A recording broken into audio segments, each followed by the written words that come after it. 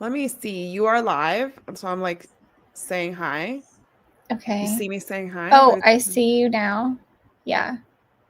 But you're not getting Request to join. Send request. accept. Oh, yay. Okay. Let's see if this works. Maybe. I love when Instagram just decides to be. Well, we are live on Facebook and YouTube. Hello, Okay, we're live everybody on Facebook and YouTube. All right. All right. I guess it didn't let you join. I invited you again. It's letting me in now. Oh, good. Hello.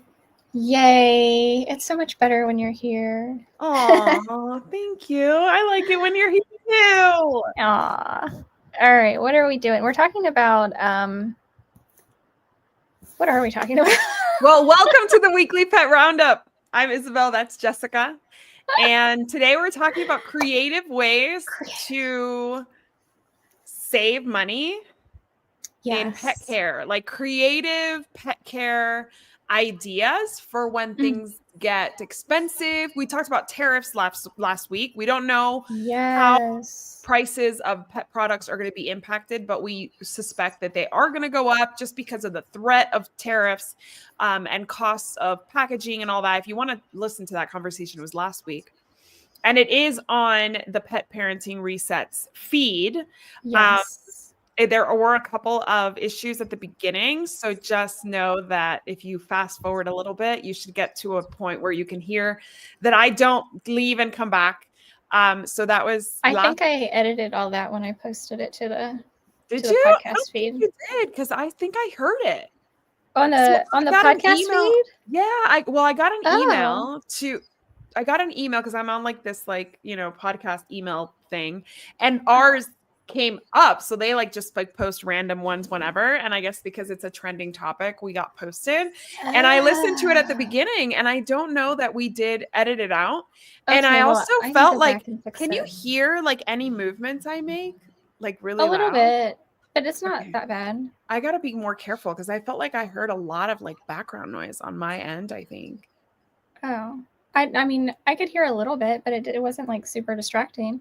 Okay, well, I can go back though, and I can replace that audio. Maybe I selected the wrong file or something. But it's not that big of a deal. Just fast forward a little bit.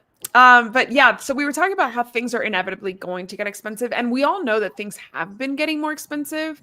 The economy obviously is what both candidates ran on in the election, so obviously this is not new. But we are getting to a point where people have vacations coming up, and maybe they want to add a pet, or maybe their pet's getting older and they have to start getting a little more creative about how they invest their pet budget. And so we wanted to talk about some fun ways or some creative ways to meet your pet's needs.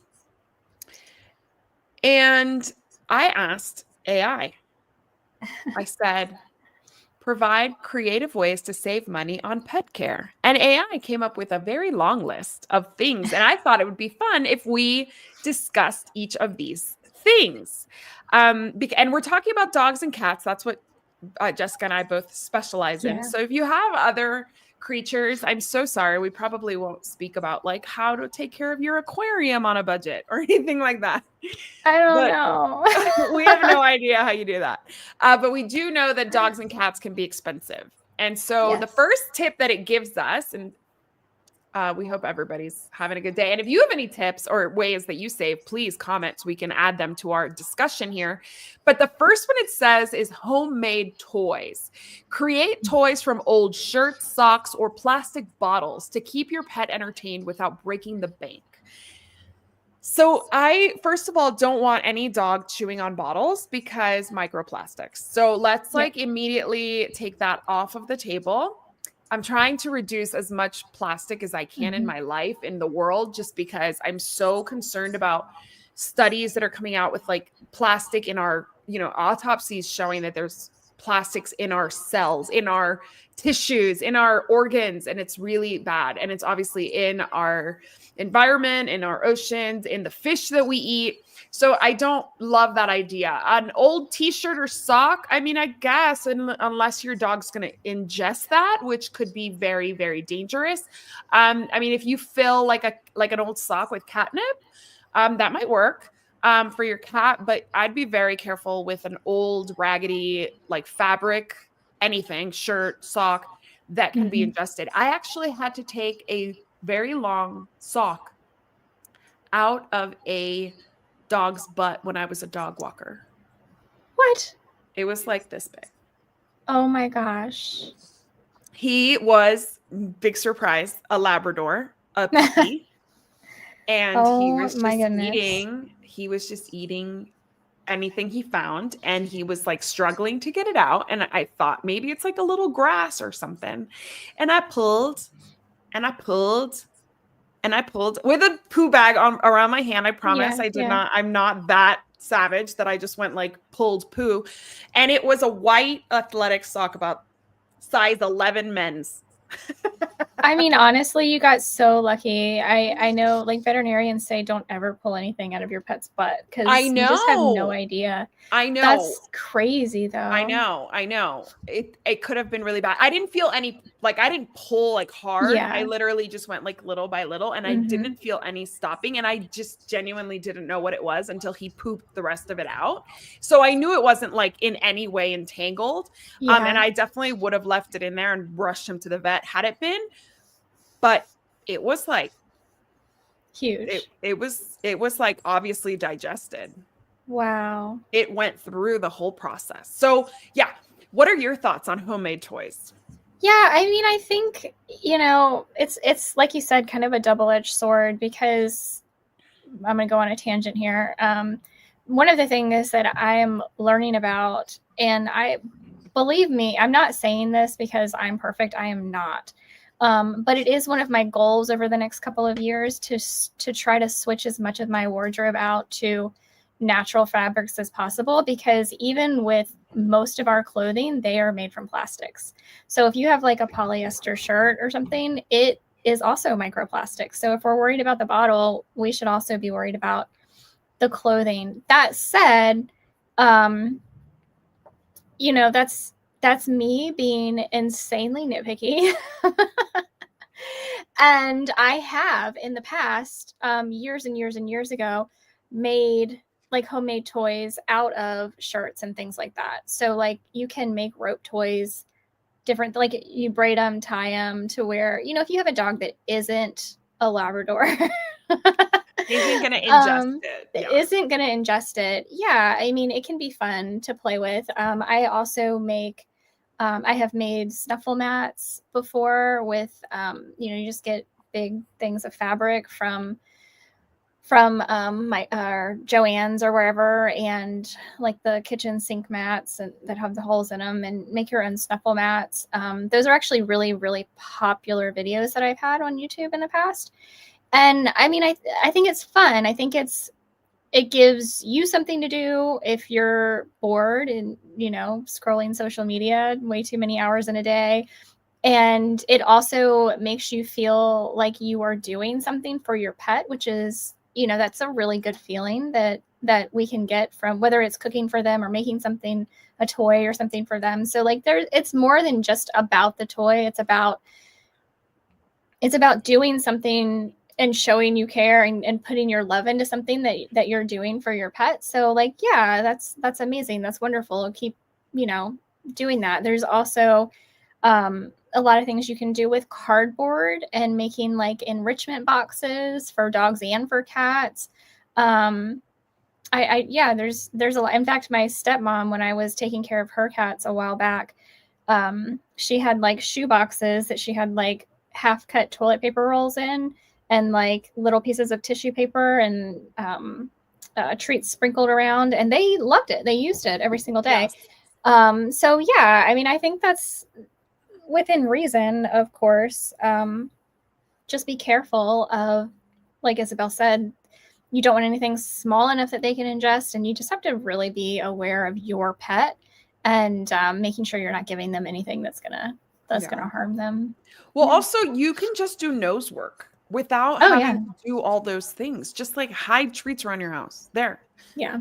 Like, you know what I Yeah. mean? Like, Yeah. there you go. And that's really good for cats too. I have Exactly. well, they're back in Texas, but hunting feeders for my cats, and it's one of the things that I don't use them near as often as I should with my cats, but like my cat Riley, who lost his sight after some brain injury from a surgery that he had, I was pretty religious in using the hunting feeders with him because he lost his sight, and I wanted to make sure I was providing some sort of enrichment for him. And so it he was definitely a little frustrated at first, but he got used to them. And Yeah. yeah. Yeah. Yeah. I feel like also new pet parents may think they need more toys than they do. Mm-hmm. And I also feel like we need to remind you that you don't need that many toys for your pet. You Like, don't. what you need is to exercise them, interact with them, like hide a treat behind each hand and make them choose. Like, there's your Yeah. game. And like the way that it's like having children and giving them an iPad, right? Like, oh, that's parenting. Well, I mean, it can be part of parenting, and like a toy can be part of pet parenting, but the part that they really much more look forward to is the part where you're interacting with them. Even if Absolutely. you're watching a show and you're just like kind of like holding a treat and letting them kind of sniff it out and like slowly opening your hand, that is a game. And it takes very little effort. The next one is homemade treats, which I guess you could put in your hand and play with your dog or your cat. Bake your own treats from ingredients like peanut butter, oats, or chicken, saving money compared to store-bought options. My kids eat peanut butter. I don't love it. I know it's not super healthy. I don't actually give it to my dogs. Yeah. my cat probably licks peanut butter every once in a while because he's an eater. So he'll like whatever he can get from the kids, he'll eat. But oats are fine. Like, I've never really put oats in anything dog related or cat related. Chicken, of course, I do think is a really great thing to do. You can dehydrate chicken. I mean, there's a little bit of an expense there, especially if you have expensive gas prices and you have a gas range, that gets expensive, and electrical bills. I have solar panels, so maybe my cost wouldn't be so high, but I have a gas range, and gas in this area is so expensive that I wouldn't dehydrate chicken. And obviously you don't want to do raw chicken because it's like not very practical. So it depends on, for me, like this one depends on like the ingredients, how long the shelf life is going to be, and how convenient it is to dispense. Because like treats are not that expensive. You can even get like really high quality treats and just use them minimally for a pretty decent amount.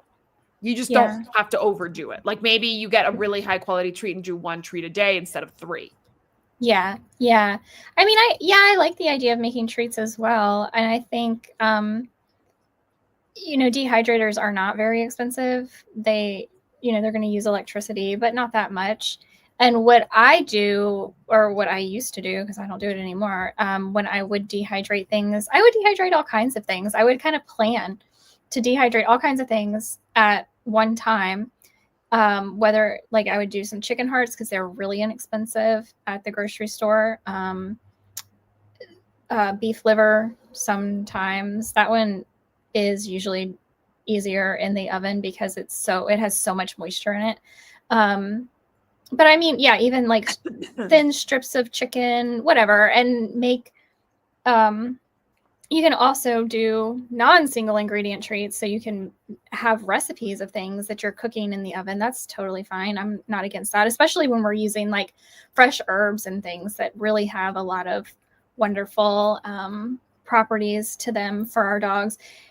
And then I would do huge batches and then portion them out and freeze them so that when I would run out, I can just pull some out of the freezer. So I wasn't like wasting anything. I do love anything frozen, like even frozen blueberries. You bought blueberries, you didn't use them up, freeze them, give them to your dog.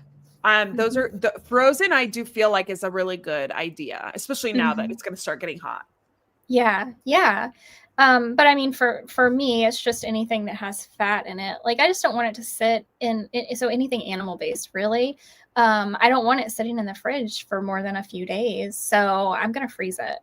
And also, Um, like, even the oat-based stuff, like, or wheat-based stuff, people like, you see the yes. recipes. A lot of my clients like to put, like, a recipe in, like, their newsletters or whatever, and I see the recipe being, like, "Store in an airtight container for up to a week," and I'm like, "In a humid environment, this is No, going to get it's gonna moldy." mold. Yeah. Yeah, like, there's no and then maybe you don't see the mold yet. Maybe it's early enough that the mold is not super visible. It's not like a science project, but it's still there. So I'd be really cautious about making too much, not storing it properly, and making your pet like their stomach upset, Mhm. trying to save some money, and now you're spending more at the vet. Yeah, absolutely. But generally speaking, yeah, I mean, it is a way to save money and can be, again, one of those things. Anything you do for your animal, I feel like is very nurturing. Yeah. So there's that added benefit to whatever you're doing. And they enjoy the smell of it while it's happening, so they have, like, Mm-hmm. that excitement of, like, "Ooh, what's she Yeah. making?" Yep. DIY grooming. Learn basic grooming skills like brushing, bathing, and nail trimming at home to avoid professional grooming costs. And I just had I just had Katrina on my show, who is from oh my gosh, I'm forgetting the name of her business. She's in the Northern California area. And she was just on my show, not last week, but the week before. And she and I talked about this. Like, I asked her, I was like, so how do you feel about, she's a professional groomer. She does cats and dogs. She does, she's very, very proud. I met her at Super Zoo, and she's very proud of, like,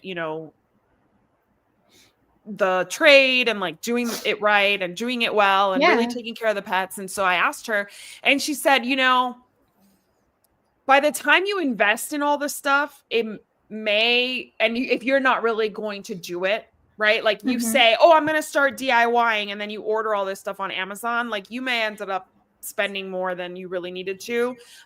So especially bathing, yes, but like grooming and bathing and nail trims, yes, could DIY, no problem. She was concerned about, people investing so much in, like, do it yourself haircuts for pets, that Mm-hmm. they may not get the bang for their, or the savings that they're expecting.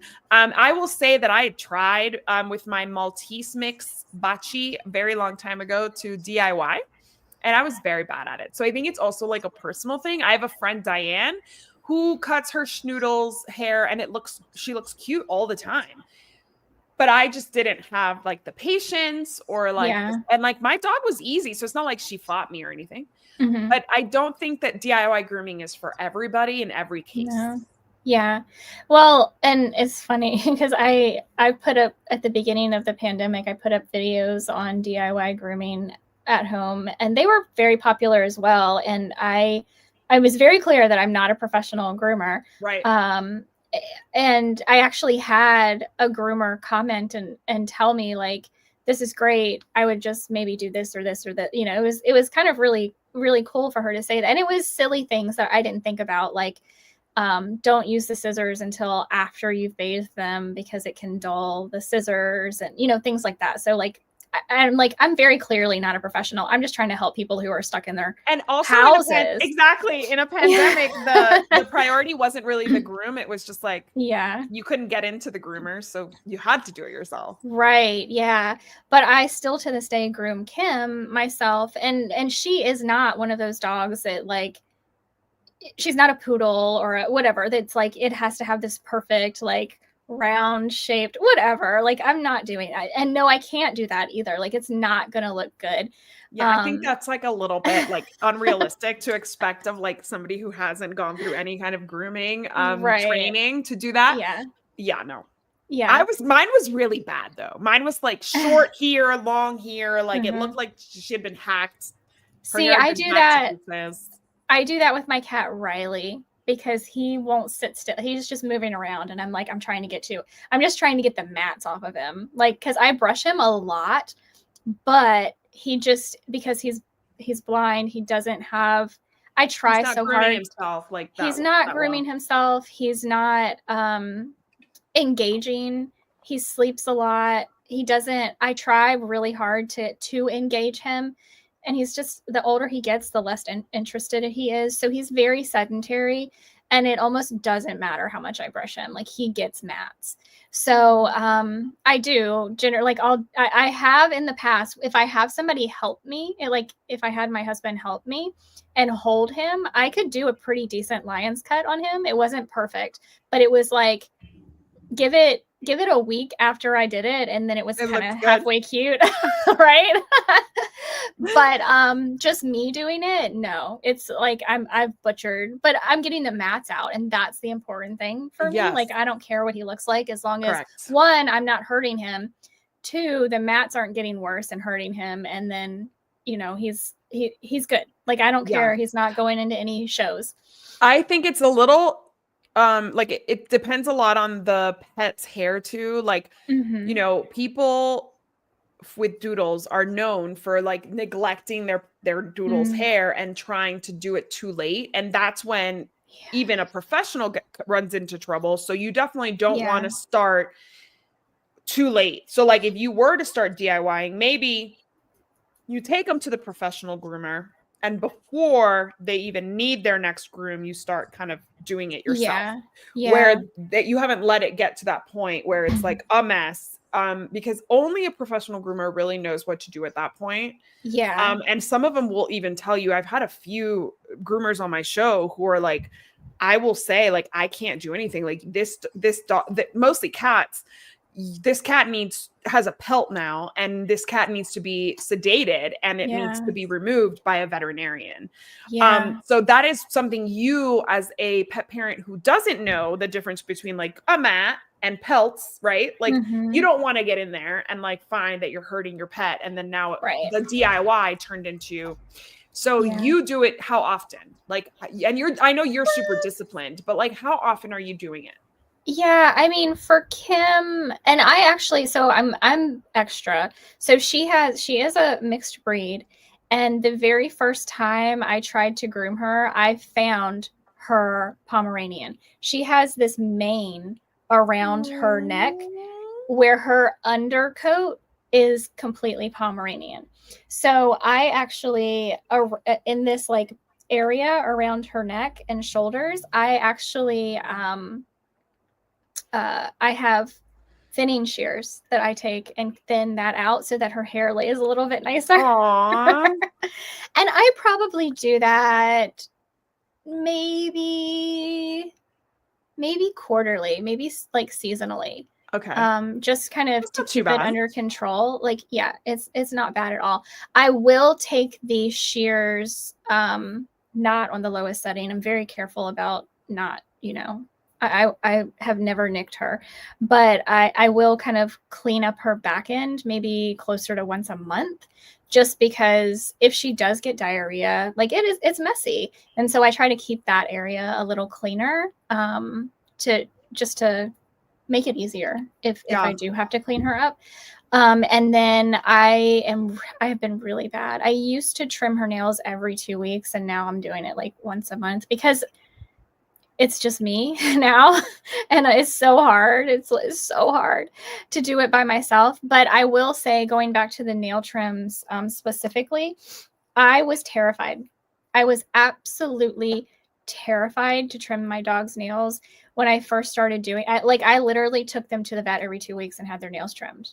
And when the pandemic hit and I couldn't do that anymore, I'm like, oof, I've got to figure this out. So I went online. It was like $100. So I realized this isn't like in everybody's budget, and I have no idea what it costs now, but Dr. Buzby, Buzby, has an online course showing you how to trim dogs' nails, and it's pretty extensive. And she goes through, translucent nails and black nails and all the things. And I mean, I've evolved what I do with Kim since taking that course, but it helped me so much and gave me confidence to at least try. Yeah. And so I actually do the regular like clip trimmer on her nails, and now I go back after that with a Dremel tool. I find that she isn't patient enough for me to 100% do the Dremel, but if I'm only doing the clipper, they're just too sharp. I think I left you for a second because I'm hearing us like on Instagram, unfortunately. and Oh I'm no. trying to make it so that it sounds better for whomever's listening. But yeah, I agree with you. I was terrified, and I still am terrified. I had big dogs from, the first dogs I got with my ex were two big dogs, and like their Mhm. nails were just like, so Yeah. I wouldn't do it myself. And then now, I still don't do it. My husband does our cat's nails, and I mean I can do it, but like I feel like he's just quicker at it and whatever. It doesn't seem like a way I want to spend my time. Yeah. But I definitely don't DIY either one of my pets' grooming. I mean, Kira is a short-haired dog who sheds a lot, and we've had her bathed every month, and it's a lot of money. It really does get expensive. And then now that Satchmo's here, he needs haircuts. He's a long-haired dog. Yeah. He's a Schnauzer mix. And dude, it's like 230 a month. $230 a month Wow. For both of for them both of together? them. Yeah. So like what we've been doing instead of DIYing is just kind of extending between. We were doing it once a month. Now we're doing it like maybe every 6 weeks, every 7 weeks. Yeah. It sucks because obviously my house is dirtier. But it's more budget friendly, and we're Yeah. still supporting the business in our own way. And like Sashmo just had his teeth done, his Mhm. like a dental cleaning at the vet, and I asked her to like trim all of his beard so we could get a fresh beard going. And he looked so funny for so long because he was under when she did it, so she was able to get real close. Yeah. But it does get nasty under there, and like Yeah. he's the kind of dog that pees on his leg when he lifts it. Oh, wow. So it's gross. And so like Yeah. I like to keep him real trim. Like he does not have a schnauzer cut. Yeah.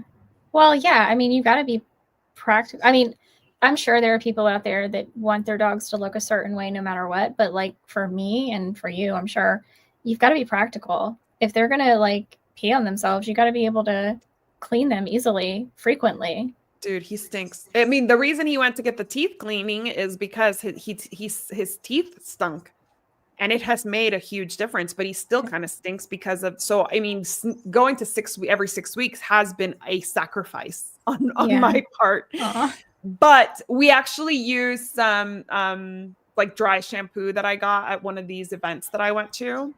And it's like a natural dry shampoo kind of thing. And it does help a little bit. Like it really does. Like it doesn't smell much, but it just kind of absorbs the scent of the pee. Mhm. So that's our thoughts on DIY grooming. Okay, bulk buying. Bulk buying, I think it's a really good idea. I actually, it says buy pet food, supplies, and even some medications in bulk when possible, especially if you have the storage space. So like I do have storage space. Unfortunately, my storage space is being utilized because we have so much junk, and I complain about it all the time. But like literally, I donate things on a daily basis, and I still have stuff. And that just tells you how consumerist my family is, and how consumerist I've been at some points. So I'm not blaming it fully on them, but like I have little kids who like just have junk given to them constantly. But I do like the idea of bulk buying pet food, and I used to do that with and this stopped, but for a long time, oh my gosh, Dr. Judy Morgan's website, her shop had like 20% off the whole site.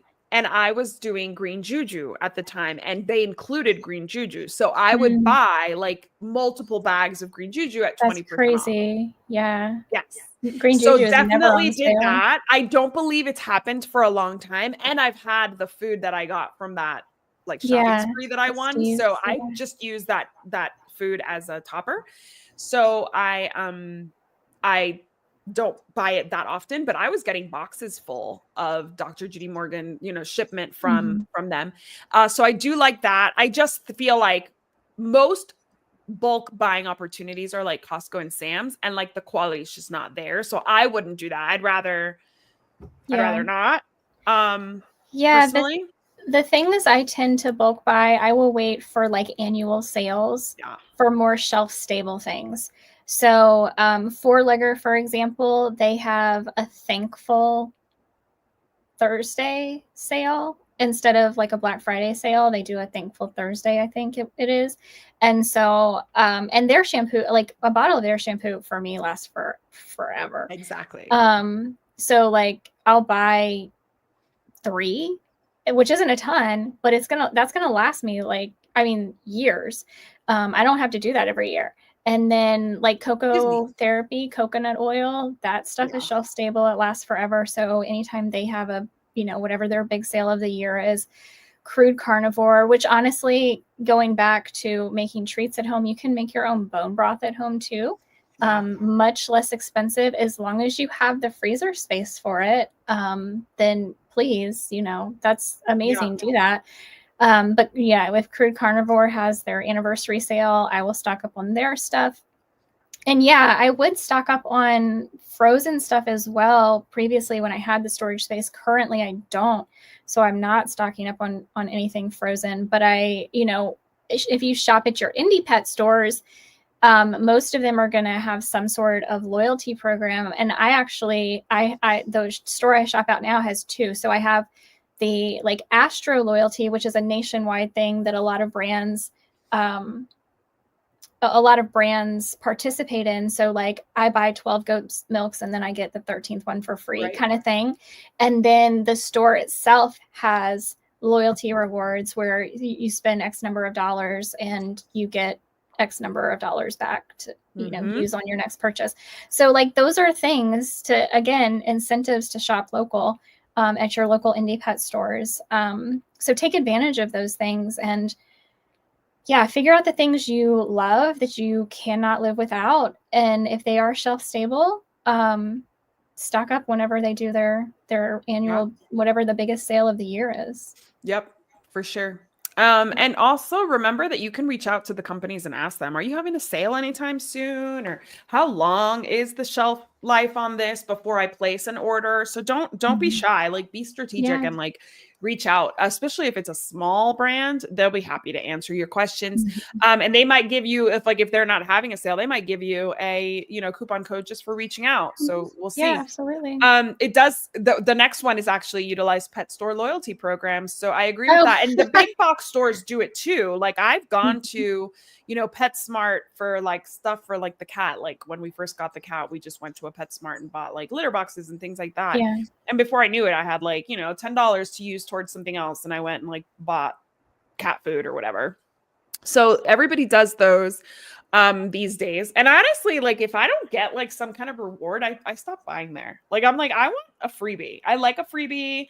I buy Redmond's like electrolyte mix, the salts Redmond, the really great brand. And like they send me texts being like, you have $10 to spend. And I'm like, ooh, okay, I'll go spend that. So it works for them as well. Let's see what's the next one.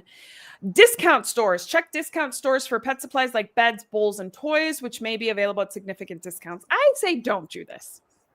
Because what you're going to get at a discount store, which I'm assuming they're talking about like a dollar store. Like, I don't know. Like, I don't know what they're talking about.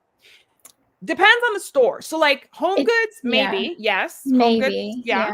I mean, you sometimes may find they have decent brands. Yeah. But like dollar store, no.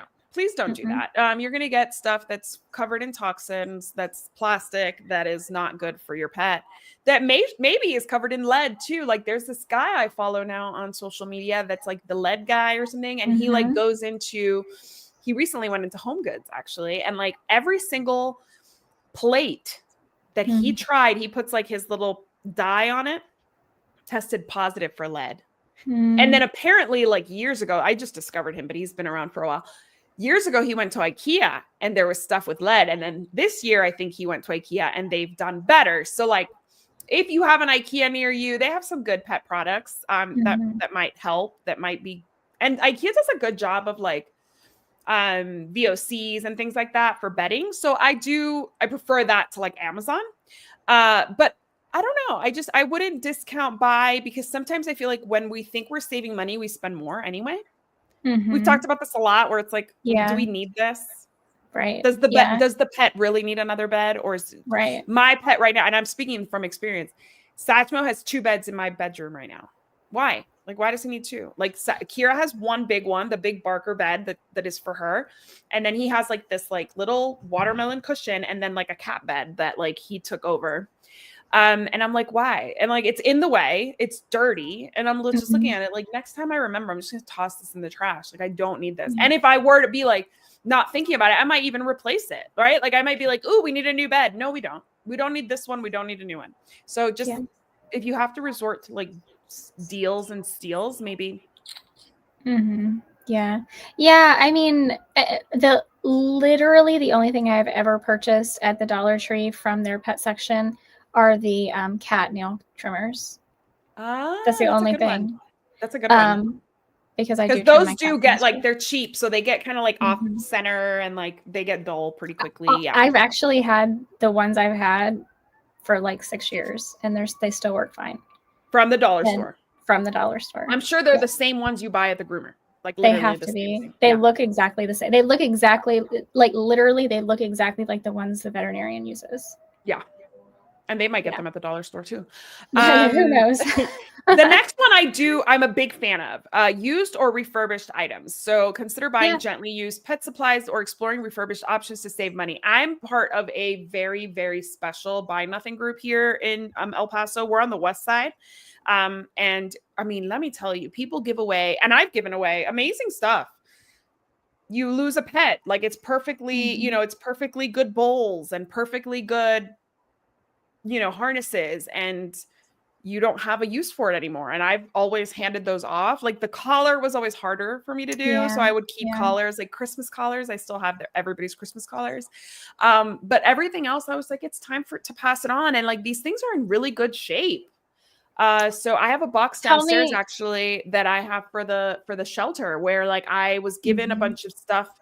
Like enrichment toys is what they put out a call for enrichment toys. And I have a bunch that were given to me and I'm not really utilizing. And like, I want to use them mostly when I travel. So I leave them ready for the pet sitter. And like, we only need so many, like we have 3 pets. We only need so many. We don't need like 8. So I literally kept like 3 or 4, and I'm, donating the rest. And I'm giving it in my case, I'm giving it to the shelter. But like in the past, if the shelter hadn't put that call out, I would have just put it on the Buy Nothing group. And in order to go into a Buy Nothing group, all you have to do is live in that area. So they'll check with you your address. You do have to provide your address or street number or whatever, or street address at least. And they'll let you in. And if you're in a good one, you can get a lot of amazing stuff. Sometimes it's competitive, so they have like 1 set of bowls and like 20 people want them. Yeah, but you could get lucky sometimes. So I like it. I like the Buy Nothing concept. Yeah, I do too. And tell me that you put up a special tree that you put all of your dogs' Christmas collars on. I don't. I actually decorate. I decorate. What I do is I have all the pets that have passed away are on a shelf in my family room. And they each have a frame that my mother-in-law sends whenever one of them passes. And I have a photo from my friend Jeannie Taylor, who photographed all my pets, that I put in those frames. And I just hang their Christmas collars on those photo frames every year. Aww, that's so sweet. I know. I thought about a tree, but like Socks was big. So it would need to be a big tree because she had like a big collar. And Titan kind of too. But yeah, that's something to do. I mean, you can also ask me for Christmas collars and I'll probably send it your way. Because I mean, it's been long enough, I feel like, now that I can part with them. Yeah, I know. When I was starting to clean up back home, I came across some stuff like that, and I'm like, I think I might be ready to donate some of this stuff, because it's like really nice, good condition that I've just been holding on to. And you really have to wait until you're ready to pass it on. And then you, as the receiver, have to honor what you got.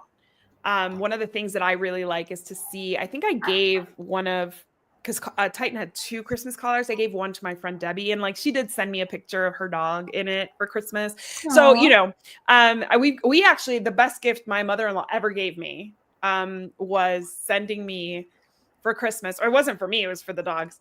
But she sent each one of them a Christmas collar when we had 4. Oh. So Kira wears her Christmas collar every year. Every other dog, at like December 1st, we would change the collar, like early January to change it back. And I've always said that it was like the best gift ever because it was so perfect. They each had their own. It was wonderful. And it's, it's something that once you're ready to pass on, it still has a ton of life in it because we've only used it 1 month out of the year. Yeah. So, yeah. That's so sweet. Okay. Let's see. I don't want to talk about anything veterinary related because I feel like we could do a part 2 about how to save money in veterinary care because there's so many. But I do like this one. This one's an interesting one. Join a pet affiliate program. Become a pet affiliate and earn commissions while recommending products or services to other pet owners. And I do feel like that one has legs or paws, whatever you want to say. Because I feel like, for example, like we're both affiliates with CBD Dog Health. With the Two Crazy Cat Ladies. Like when I need some kind of cat product, that's where I go to the Two Crazy Cat Ladies. When any CBD that I buy of any sort is going to be from CBD Dog Health. So like it makes sense for me to, become an affiliate. I keep in touch with the company more. Also, I feel like I learn more about their promos that way. But also, like if people ask you if like you're the friend who like has all the answers on pet stuff, then it would make total sense to be like, oh yeah, I'll send you the link. Yeah, absolutely. And I send love the link. Don't be part. shy. Like, don't be shy. Yeah. Don't be like, oh yeah, don't give the name. Just be like, I'll send you the link. And then you send the link and keep the links in like your notes, right? Like I'm an iPhone user. So like go to your notes and just put all your links in there. And then you'll be like, oh, give me your number. I'll send you the link. And in like 2 seconds, you've sent them a link. They purchased something. I made like $12 last week from Green Line Pet Supply. Nice. Right? It's $12 I didn't have. And it's a product I use all the time. And I know the owner and like, I love the owner and I love the business model and I love the concept. And, I'm super happy to make a little commission, but helping her grow her business. Yeah.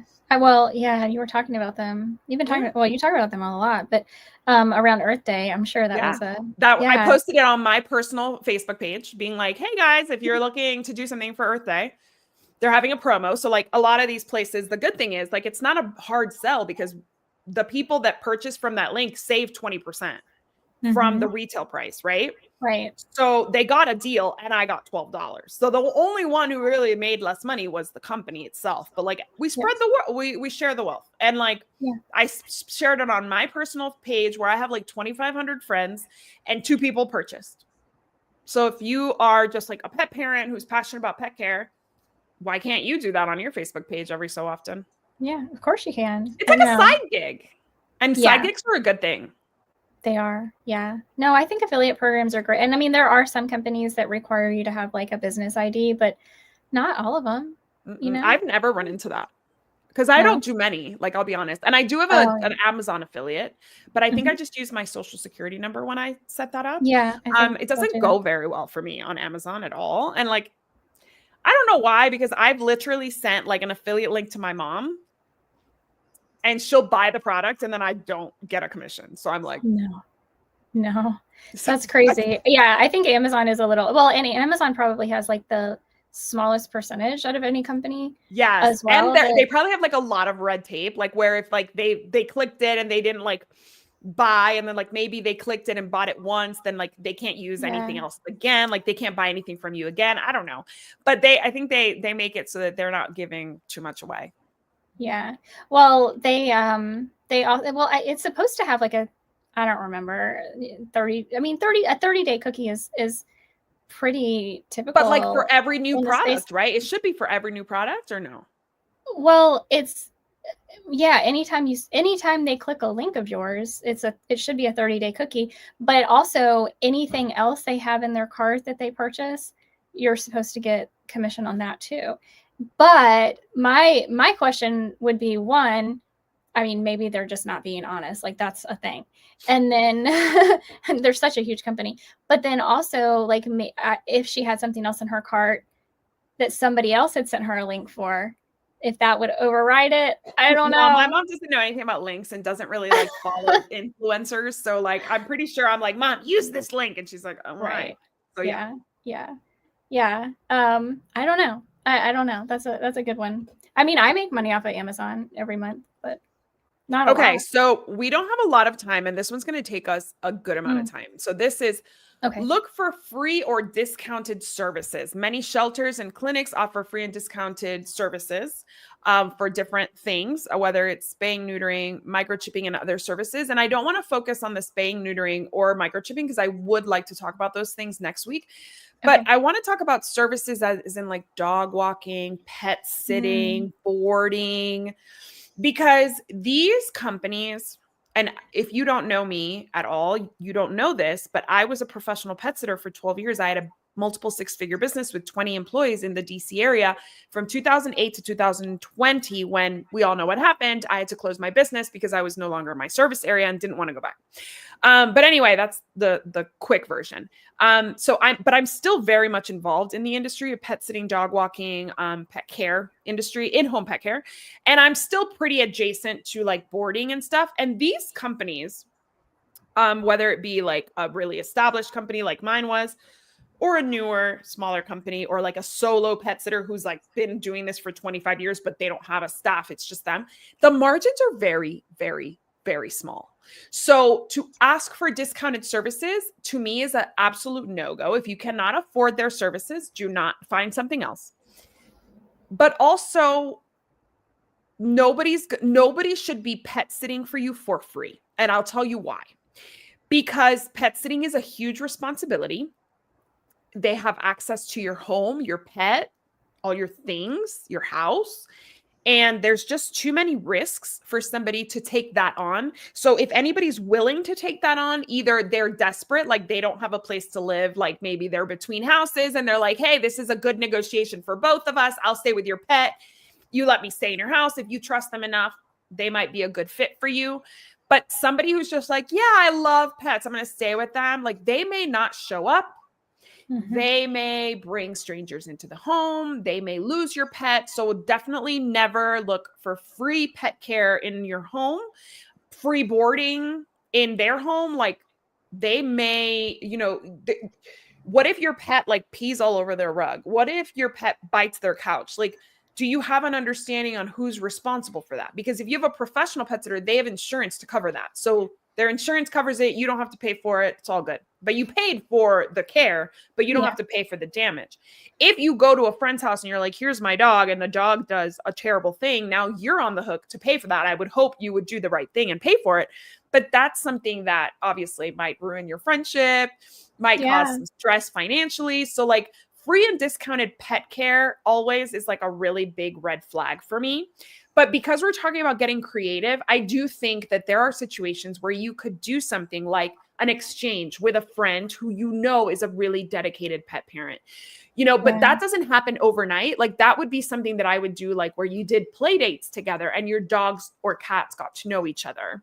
Yeah. Where maybe you did like drop off your dog for the day while you go somewhere to make sure that it works. You would have some say in, like make sure that your yard is safe, or like asking questions about like, what is your pet vaccinated? If you're of a puppy and you're bringing them in, like what are the risks to my dogs? Those kinds of questions you should be able to ask because you guys are doing it for each other. So it has to be like really on the up and up, I would say. But I do think there's a world where like you and I, like Jessica, if we lived in the same place, like I would be happy to come over and like pet sit your pets. And I would immediately trust you with mine. Yeah. Because I know that the level of care would be the same. But like, I mean, I shared custody of my dogs with their dad. This was in my previous relationship. And I didn't feel safe dropping them off because they would jump the fence. They would jump the fence at his house. And so it was a legal agreement where we shared custody of the dogs. And so when I traveled, I would drop them off. And if he traveled, he would drop them off to me and we would have like back and forth. And I was like primary caregiver. And he paid for their insurance. That was like the legal thing that we agreed to. But every time that I dropped him off, especially when Socks was young, I would get a call being like, we found your dog. Wow. And I would be like, they're not at my house. Let me call, whomever.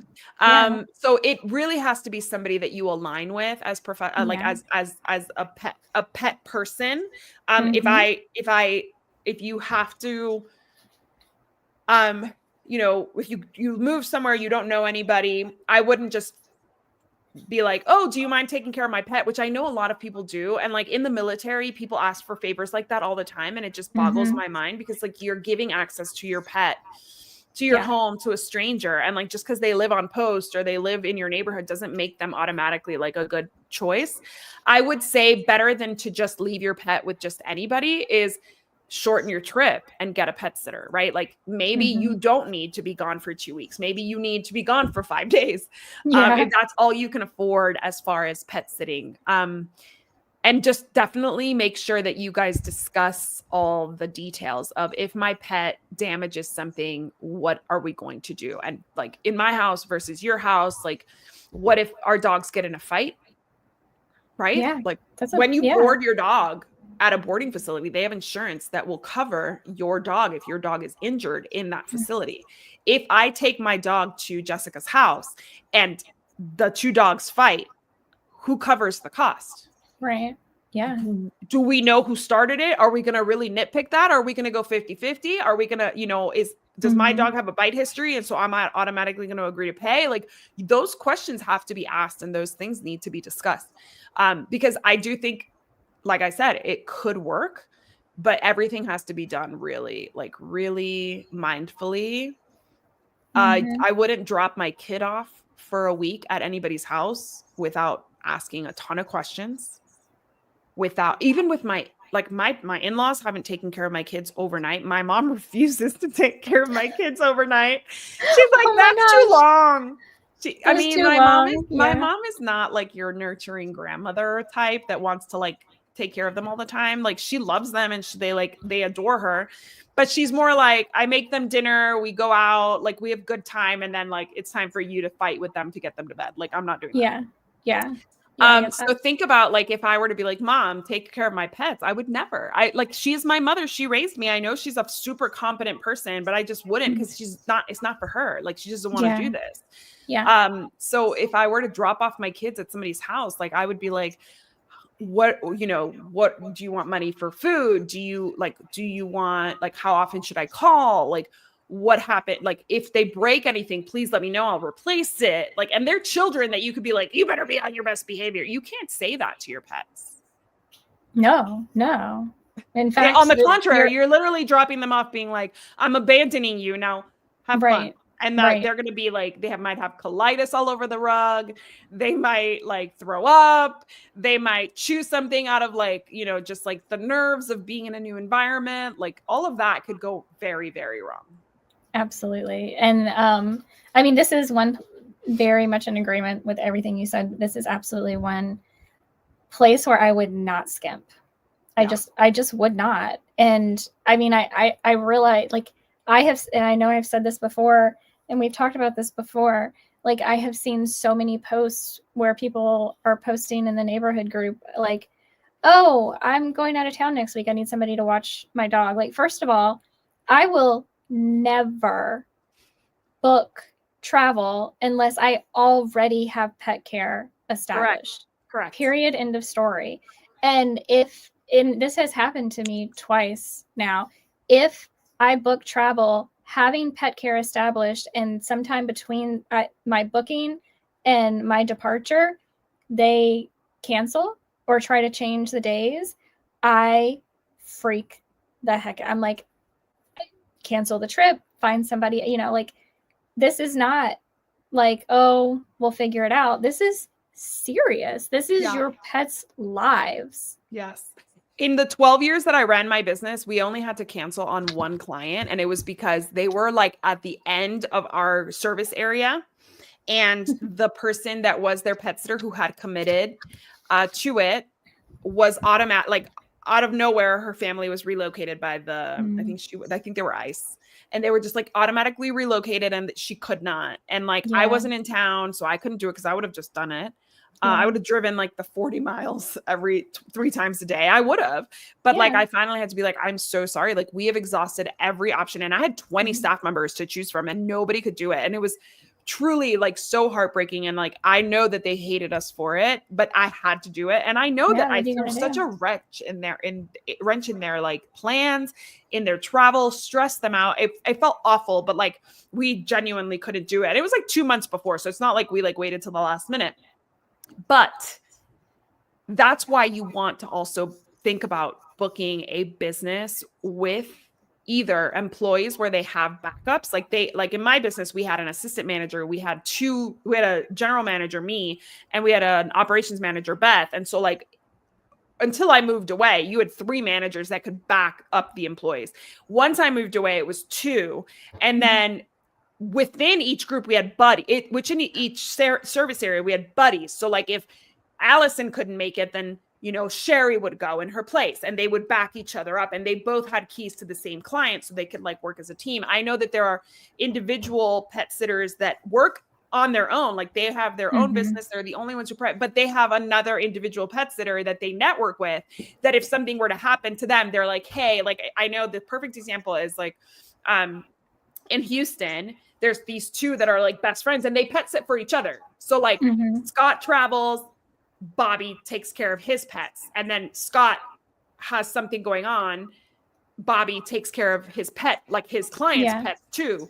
And so the same thing happens when Bobby goes, and like they both travel all the time because they have this support system. So when you are hiring a pet sitter or a friend or anybody, you have to think about what happens if this person, the person who's in front of me saying, yes, I'll be there, gets sick, gets in a car accident, has an emergency where like their mother is sick and now they have to fly out of town, heaven forbid. Like life happens no matter what you're doing and what your pet needs. Like life is going to happen.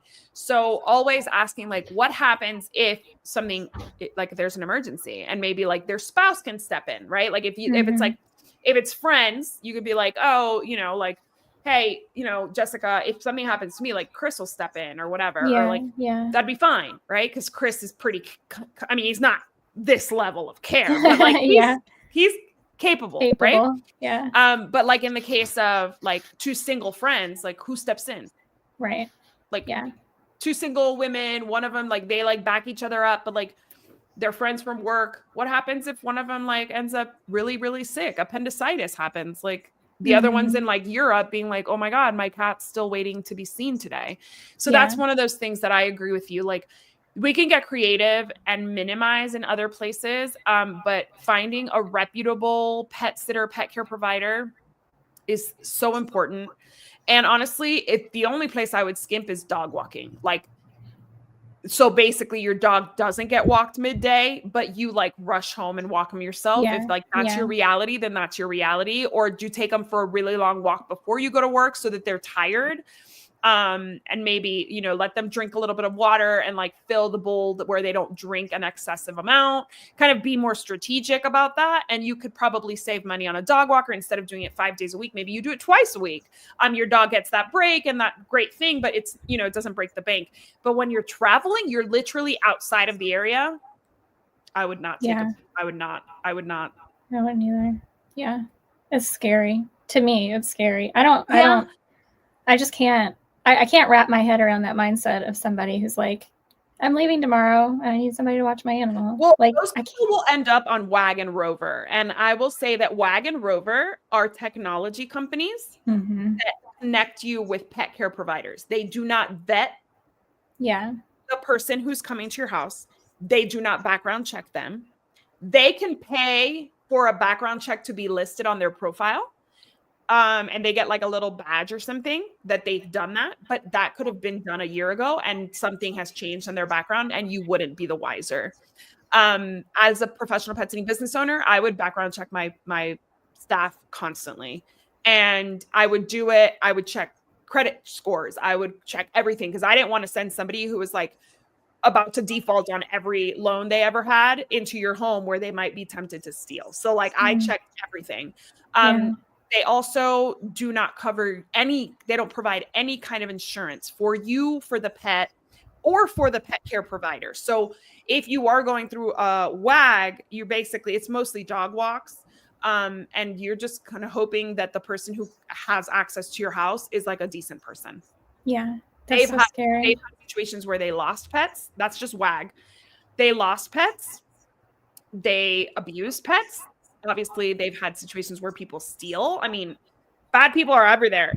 And if like you're telling me that I can get access to people's homes by saying I'm gonna walk their dog, that sounds amazing. Like, you know what I mean? Like, I vetted people and I still had like issues where like I had somebody who was like potentially high on the job and I had to be like, I need to get all your keys right now. Right. And I was a manager.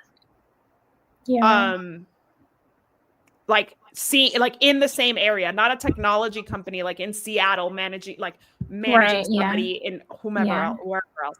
And then Rover is different in the sense, well, it's the same in the sense that it's a technology company. It's like a search engine. Yeah. Pet providers. They do not vet anybody who lists themselves on there. None of these people work for these brands. They are just listed as, it's like an Uber. Yeah, exactly. Yeah. So Rover will not only do pet sitting in your home, they will also do boarding. So like I could list myself on Rover and take your dog or your cat into my home. There is no way for Rover to know if the pets that exist there are aggressive, if your pet's going to get hurt. There's no way for Rover to know if those people are just trying to make money and will not feed your pet for a week that you're gone. And that's happened where pets die, get lost, are abused. It's not a pretty thing. And it happens all the time. And in Rover and WAG's defense, they never promised anything to these pet parents. But the pet parent assumed that when they hired Rover, they were hiring somebody like my company, and they are not. Right. So it's really like what I think it is. It's false advertising in a way, because the consumer is kind of not educated enough to recognize the difference, but it's also on the consumer to know. So that's why I'm so passionate about educating people about the difference between a professional pet sitting business versus WAG, Rover, or any kind of like thing you might find online. The only search engines that I recommend are PSI, Pet Sitters International, and National Association of Professional Pet Sitters. Those are the two places that are professional pet sitters with businesses, whether they're one person or 20 or 80, 85. I mean, there are 7-figure pet sitting businesses in major metropolitan areas. And they're all listed there, and they're all members of these organizations that like have like codes of ethics, they have minimum standards, they have insurance. All of these people are legit. And so again, that's NAPS, the National Association of Professional Pet Sitters, and PSI, Pet Sitters International. And actually the president of PSI, Beth, is going to be on my show on Thursday. Oh, nice. Yeah. Totally unrelated to this. We're going to just talk about like the state of the pet sitting industry and pets and things like that, and just like catch up. And if you have any questions about pet sitting or one of the things that I find is it's tough in certain areas to find a professional pet sitter. So if you are in those areas, I really do feel for you, because it's almost like the only option you have is Rover. Because like WAG won't go to those areas, but you might find somebody on Rover and be like, well, that's my only choice. And if you are in that position, you just need to know what questions to ask. And so that's one of the things that I often do when I have a professional pet sitter on my show, is ask them like, what questions should pet parents be asking? What red flags and what green flags? I think I might play a game about red flags and green flags. Nice. Yeah. Whew. I have interviewed some people that I'm like, wow, how do you get through life? But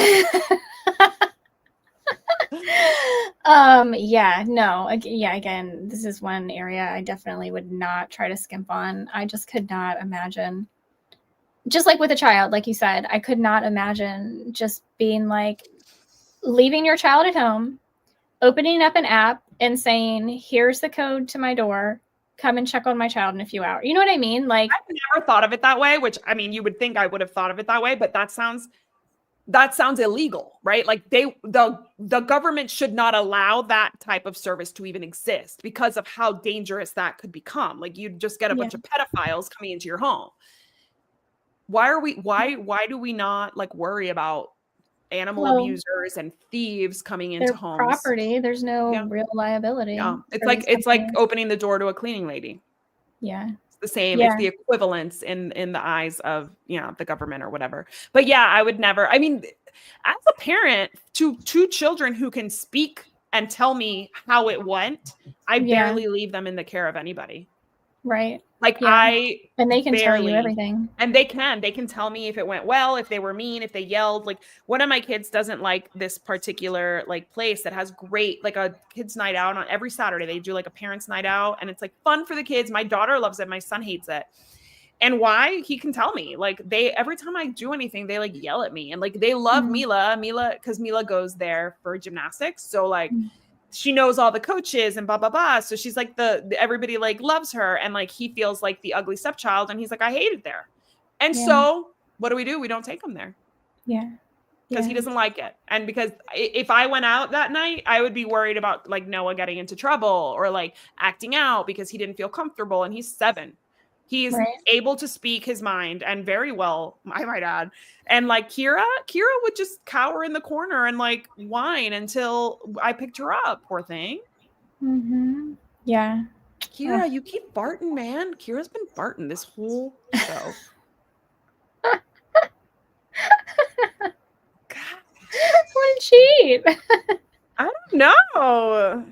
Hi, Brooke. I'm sorry I didn't see you until now. Thank you for joining Brooke on Facebook. She's one of my friends. She's a professional pet sitter in Houston. If you need a professional pet sitter in Houston, I'm going to shout her out. Animal Admiration. She has the biggest pet sitting dog walking business in West Houston. She serves Katie, Fulshire,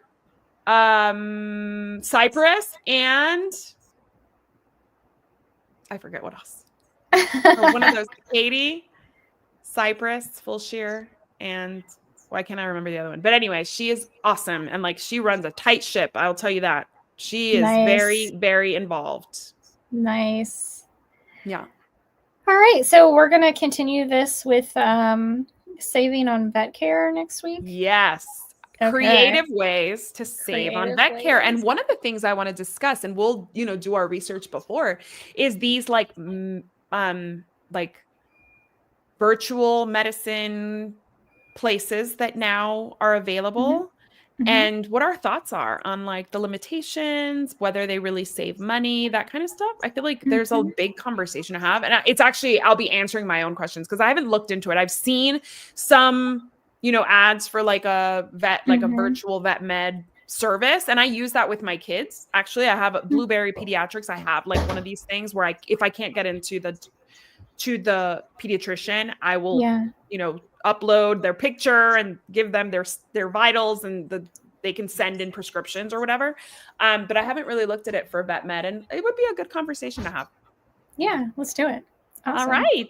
Well, thank you guys for joining us. Yes, thank you so much. We really appreciate you guys for being here, and I'm looking forward to seeing you next week. Bye. Bye.